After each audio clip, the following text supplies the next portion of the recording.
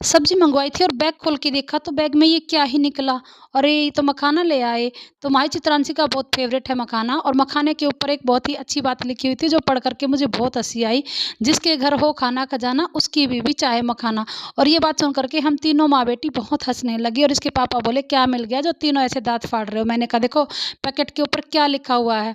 ऐसा करके इसके पापा भी हँसने लगे। तो हम चारों हँस रहे थे और मैंने सब्जियाँ बाहर निकाली तो ढेर सारी सब्जियाँ इसके पापा लेकर के आए थे। मैंने कहा मँगवाऊँगी थोड़ी तो ज़्यादा लेकर के आओगे और ज़्यादा मँगवाऊँगी तो थोड़ी लेकर के आओगे। आप आदमी लोगों की यही समस्या होती है। उन्होंने कहा तुम लेडीज़ की यही समस्या होती है कि जो भी हम लेके आए तुम्हें कभी पसंद नहीं आता। मैंने कहा ये बात तो आपकी ठीक है। तो फिर मैंने सब्जियों को लगा दिया फ्रिज में 1 बाय 1 करके मैंने सारी सब्जियों को फ्रिज में जहाँ-तहाँ करके सेट कर दिया। और सब्जियों को सेट करने के बाद मैंने देखा कि घर में कुछ और भी मैंने पार्सल ऑर्डर किया था और वो पार्सल आ गया है। इसके पापा सब्जियों के साथ ही उसको उठा कर के ले आए थे। तो मैंने कहा ठीक है आप पार्सल खोल के देख लेते हैं कि पार्सल में क्या आया हुआ है। तो पार्सल था वही सेल्फ़ी स्टिक जो मैंने मँगवाई थी और सेल्फ़ी स्टिक को जैसे ही मैंने खोला देख कर के तो मन खुश हो गया पर जो स आइटम मैंने मँगवाया था ना मुझे वो अच्छा नहीं लगा।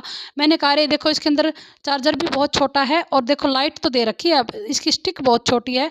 तो मैंने कर दिया इसको रिजेक्ट। मुझे बिल्कुल भी पसंद नहीं आया स्टिक को देख कर के और लाइट वाइट तो फिर भी ठीक थी और ना ही इसके अंदर माइक था। तो मैंने पार्सल को कर दिया रिजेक्ट और मैंने कहा मैं इसको नहीं लेने वाली, इसको रिटर्न कर देना।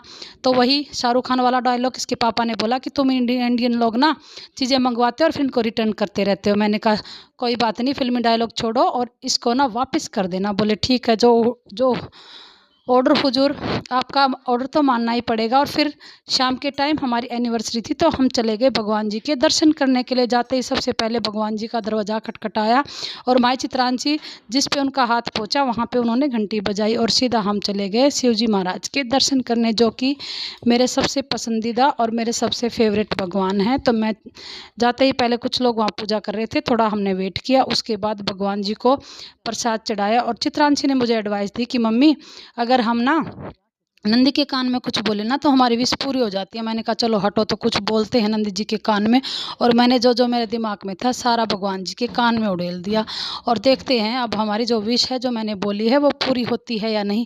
उसके बाद एक-एक करके हमने सारे भगवानों के दर्शन किए। उसके बाद सीधा हम चले गए हनुमान जी के मंदिर में और हनुमान जी के मंदिर में हम इसके पापा जी ने प्रसाद चढ़ाया और फिर चले गए हम माता रानी के मंदिर में।